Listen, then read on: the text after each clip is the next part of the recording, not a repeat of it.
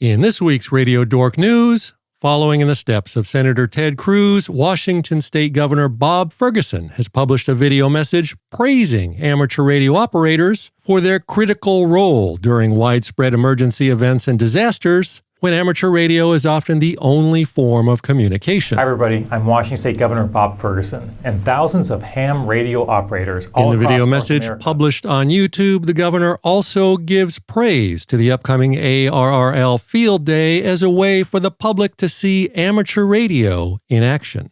Amateur radio enthusiasts in Canada, Mexico, and the United States will be participating in the 2026 Football on the Air special event from June 11th through July 19th to celebrate the 2026 World Soccer Tournament, operating on VHF, UHF, HF, and in both analog and digital modes. And with 16 cities participating, there will be 16 wonderful QSL cards to collect and a certificate. For details and more information, visit the WC2026SES.org website.